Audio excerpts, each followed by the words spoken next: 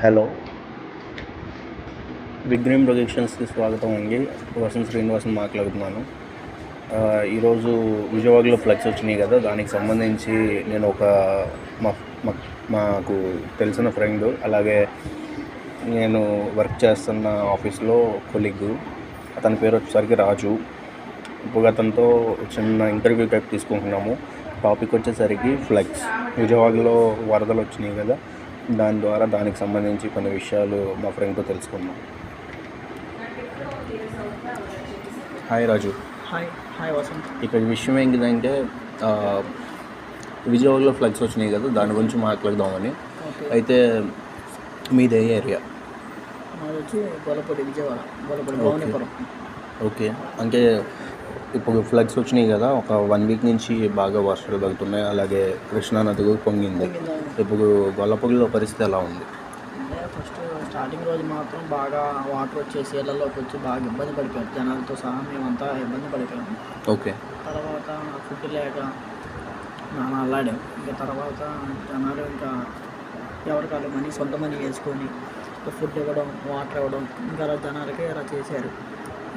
ఇంకా మా ఇంటి సైడ్ వాళ్ళు ఏంటంటే బాగా వాటర్ వచ్చేసినాయి కాబట్టి ఉండడానికి లేక, పాపం తినడానికి లేక, టైంకి ఫుడ్ ఎవరు ఇవ్వలేదు. ఓకే, ఇచ్చారు కాదంటే, టైంకి ఫుడ్ ఇవ్వక వాళ్ళకి ప్రతి లేడీస్కి ఇబ్బంది అయిపోయి, కరెంటు లేక, రాత్రిపూట వర్షాలు పడుతున్నాయి కదా, మళ్ళీ దానికి తడుచుకుంటా టెంట్లు వేసుకొని చాలామంది అయితే మా ఇంటి దగ్గర స్కూళ్ళని, హై స్కూల్ అని అలా ఉన్నాయి, జెడ్పీహెచ్ఎస్ హై స్కూల్స్ అలా ఉన్నాయి. ఆ వాటిల్లోకి వెళ్ళిపోయారు కొంతమంది, ఒక 150 మంది అలా వెళ్ళిపోయారు. 100 మంది 150 మంది అలా సంథింగ్ అనేవి. నైట్స్ ఇబ్బంది పడతా, దోమలు కుట్టుకుంటా, ఆకలిగా ఇస్తా. చిన్నపిల్లలు కూడా ఉన్నారు మళ్ళీ వాళ్ళకి. ఓకే. చిన్నపిల్లలు అంటే 2 నెలలు పుట్టిన వాళ్ళు అలా వాళ్ళు ఏడ్చుకుంటా బాగా ఇబ్బంది పడిపోయారు. జనాలు అనేది బాగా ఇబ్బంది పడిపోయాయి. వరదలు అనేవి అన్ఎక్స్పెక్టెడ్గా వచ్చేసి ఇబ్బంది పడిపోయారు. ఓకే. ఇప్పుడు వాటర్ ఎప్పుడు మొత్తం మీకు మీ ఏరియాలో ఎప్పుడు ఆక్యుపై అయిపోయినట్టుగా మీరు అబ్జర్వ్ చేశారు?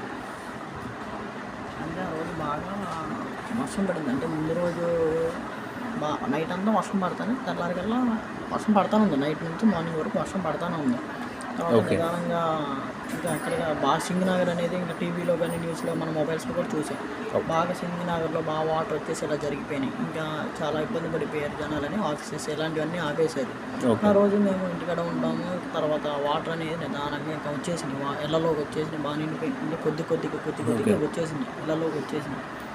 ఇంకా అలా మేము చూసి ఇంకా ఎలక్ట్ అయ్యి ఇంకా ఇంట్లో సామాన్లు బయట వేసుకోవడం, గ్యాస్ బండ్లు, మళ్ళీ ఫ్రిడ్జెస్, ఇలా మంచాలు, బట్టలు అన్నీ తీసేసుకొని ఒక చోట పెట్టుకొని ఇంకా అదనేది ఫ్లోటింగ్ అనేది ఆగట్లేదు. ఇంకా స్పీడ్గా వస్తానే కృష్ణా నది బాగా పొంగిపోయింది.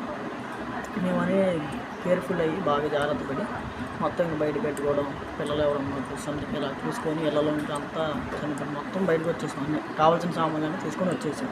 ఓకే. ఇంకొక విషయం అండి, మీరు ఇలాగ వరదల వల్ల ఎఫెక్ట్ అయిపోయి మీ నది కృష్ణానది తీర ప్రాంతాలు మొత్తం కూడా ఇలాగా మొత్తం ఆక్యుపై చేసేసి ఇలా ఉంది కదా, ఇలాంటి పరిస్థితుల్లో ఆంధ్రప్రదేశ్ గవర్నమెంటు మీకు ఎలా హెల్ప్ చేసింది? అంటే మీకు ఏమన్నా హెల్ప్ చేసిందా, లేకపోతే ఏమైనా ప్రొవైడ్ చేయడం లాంటివి ఏమైనా చేసిందా? బాగా చేసింది, ప్రొవైడ్ చేసింది. ఏదో ఫుడ్ ఇవ్వడం, వాటర్ ఇవ్వడం, వాళ్ళు జనాలు కూడా హెల్ప్ చేశారు. అంటే ఎవరికాళ్ళు సొంత మనీ వేసుకొని ఎక్కడైనా, ఇప్పుడు ఎగ్జాంపుల్ ఇప్పుడు అవేలా సీతారా ఇది మన వైఎస్ఆర్ కాలనీలో ఎక్కడికక్కడ నిండిపోయినాయి. ఎవరికాళ్ళు సొంత మనీ వేసుకొని, అంటే కొంచెం సిచ్యువేషన్ బాగున్న వాళ్ళు, వాళ్ళ ఇంటి బాగున్న వాళ్ళు మనీ వేసుకొని, సొంత మనీ వేసుకొని వాళ్ళు ఫుడ్ ఇచ్చి, వాళ్ళు పులిహార అలా సంథింగ్ ఏదో మంచి పడవలు వేసుకొని వాళ్ళ సొంత మనీతో జనాలు ఎవరైనా ఇబ్బంది పడుతున్నా వాళ్ళకి ఫుడ్ అందియడం, వాటర్ అందియడం, అంటే ఎవరైనా ఇరుక్కుపోయిన వాళ్ళని తేవడం, జనాలు కూడా బాగా సపోర్ట్ చేశారు లేని వాళ్ళకు, ఇబ్బందులు ఉన్న వాళ్ళకి. ఓకే. ఇంకొక విషయం అండి, ఇంకొక డౌట్ ఏంటిదంటే క్వశ్చను, మీకు గొల్లపూడిలో వచ్చింది కదా ఫ్లడ్స్, దానికి సంబంధించి ఎవరైనా రాజకీయ నాయకులు ఎవరైనా మీ ప్లేసెస్ని విజిట్ చూసారా? ఎవరైనా వచ్చారా? వచ్చారు. ఎవరండి వచ్చారు? అది వసంత కృష్ణ ప్రసాద్ గారు ఉంటారు, వాళ్ళు వచ్చారు. టీడీపీ వాళ్ళు వచ్చారు, వైసీపీ వాళ్ళు 2-3 వచ్చారు, నాయకులు వాళ్ళు కూడా వచ్చారు, వచ్చి విజిట్ చేశారు. ఓకే. వాళ్ళు మీకు అంటే మీకు ఏమన్నా హామీలు ఇచ్చారా? మీకు హామీలు ఏముందండి, ఇప్పుడు వరద వస్తే వాళ్ళు ఏం చేయలేరు. అన్ఎక్స్పెక్టెడ్గా వచ్చేసి వర్షాలు పడిపోయి వరద వస్తే వాళ్ళు ఏం చేయలేరు. వాళ్ళు కూడా మేము ఉన్నాం, ఏ ధైర్యం చెప్పి మేము ఉన్నాం, మా ఫుడ్ కూడా టైంకి వస్తుంది, సంథింగ్ వాళ్ళు తోడు ఏదో చేసినట్టు వేసి భుజం మీద వాళ్ళు సపోర్ట్ ఇచ్చారు. ఓకే. ఇప్పుడు మీరు ఒక ఉద్యోగం చేస్తున్నారు ఒక దాంట్లో. ఇప్పుడు మీరు ఇంటి దగ్గర నుంచి ఇక్కడికి రావడానికి మీకు ఏమన్నా అడ్డంకులు ఉన్నాయా? ఈ వరద వల్ల ఎలాగేమన్నా ఎఫెక్ట్ అయ్యారా మీకు? మీరేమన్నా అయ్యారా పర్సనల్గా? అదేముందండి, ఇప్పుడు మనం బండి ఉంది, బండి వేసుకొని వస్తాం, ఇంకా భవనిపురం నుంచే కదా రావాల్సింది. వచ్చేదారిలో వరదలు కానీ నీళ్లు నిండిపోయి కానీ కుమ్మరపాలెం నుంచి వస్తాము. కుమ్మరపాలెంలో చాలామంది ఇబ్బంది పడిపోయి రోడ్ల మీద ఉన్నారు. వాళ్ళ వల్ల మా ట్రాఫిక్ కానీ మేము రావడం కానీ వాళ్ళు చాలా ఇబ్బంది పడుతున్నారు. కాదంటే కొంతమంది బస్సుల్లో వస్తున్నారు. బస్సులు అనేవి ఇప్పుడు తిరగడం లేదు. ఇప్పుడు వాళ్ళకి శాలరీ కట్ అవుతుంది, వాళ్ళు కట్టుకోవాల్సినవి ఉంటాయి. ఈఎంఐస్ కానీ ఏవైనా తీసుకున్నవి ఉంటాయి కదా, వాళ్ళు కట్టుకోవాలి. అలా చిన్న చిన్న ఒకదాని తర్వాత ఇబ్బంది పడుతూ ఉన్నారు. ఇప్పుడు చాలామంది బస్సుల్లో వస్తారు, కొంతమంది ఆటోల్లో వస్తారు. ఇప్పుడు ఎవరికైనా లాస్ అయ్యి వరద వచ్చిందంటే ఎవరికైనా లాస్ అయ్యి ఇప్పుడు వరద వచ్చిందండి. ఓకే. ఇంకా అది ఎక్కువగా మీరు ఇంకా ఈ ఇలాంటి వరద, ఇలాంటి డిజాస్టర్ అనేది మీరు అంతకుముందు ఎప్పుడైనా చూసారా? లేదు సార్, అంటే ఒక 30 సంవత్సరాల ముందు 35 సంవత్సరాల ముందు మా మమ్మీ వాళ్ళు చిన్నప్పుడు అలా వచ్చిందంట వరద అనేది. ఇప్పటి వరకు మళ్ళీ రాలేదు. ఓకే. ఎవరు ఎక్స్పెక్ట్ చేయలేదు ఇది అసలు. ఓకే. అలాగే ప్రకాశం బ్యారేజు దానికి ఇలాగా 2-3 బోట్స్ అనేవి గుద్దుకోవడం లాంటివి చూసాం కదా. ఇప్పుడు ఎప్పుడూ కట్టిన ప్రకాశం బ్యారేజ్ కెపాసిటీ అంటే ఇప్పుడు ఇది వరదను ఆపగలుగుతుంటారా, లేకపోతే ఇది ఏమన్నా కూలిపోయే పరిస్థితులు ఉన్నాయంటారా? అది బ్రిటిష్ వాళ్ళు కట్టించారని అంటూ ఉంటారు. అది ఎప్పుడే కూలిపోదు అసలు. దానివల్లే జనాలు అనేది విజయవాడ అనేది సేఫ్ అయింది. ఎందుకంటే కొన్ని టన్నుల వాటర్ అనేవి చాలా వెళ్ళిపోయినాయి. ఆ బ్రిడ్జి వల్లే విజయవాడ అనేది చాలా సేఫ్ అయింది. బ్రిడ్జ్ వల్లే, బ్యారేజ్ వల్లే మనం అంతా సేఫ్ అయ్యాం. విజయవాడ సేఫ్ అయింది. అదైతే కూలిపోదు. అది మామూలు గట్టిగా జస్ట్ ఇంకా 3 బోట్స్ వెళ్ళి ఆ గుద్దుకునేపాటికి ఆ గోడ అనేది చిన్న పిల్లర్ అనేది విరిగింది. ఓకే. సార్, అయితే ఇంకా ఈ వరదల మీద పర్సనల్గా మీ అభిప్రాయం ఏంటి?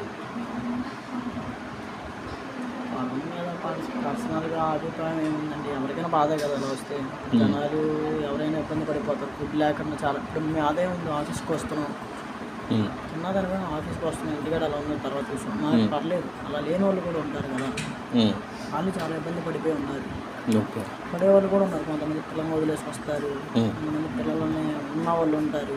ఫుడ్ కానీ అది కానీ చాలా ఇబ్బంది పడతారు వాళ్ళు. కష్టం చెప్పలేదు దీనికి అనేది. ఇంకా దేవుడు కొంచెం కనికరిస్తే అంతా సెట్ అయిపోతుంది. వరదలు అనేది తగ్గిపోతే ఓకే, ఇంకా నార్మల్ అయిపోతుంది అంతా. Okay. Okay sir, thank you sir. మీతో ఒక ఇంటర్వ్యూ అనేది కొన్ని విషయాలు అయితే తెలుసుకున్నాము. అలాగే మా వాళ్ళకు కూడా కొంచెం అర్థమైంది, కొన్ని విషయాలు అయితే అర్థమవుతున్నాయి. అలాగే వీళ్ళంత తొందరగా ఈ వరద పోవాలని చెప్పేసి కోరుకుంటున్నాను. Thank you sir.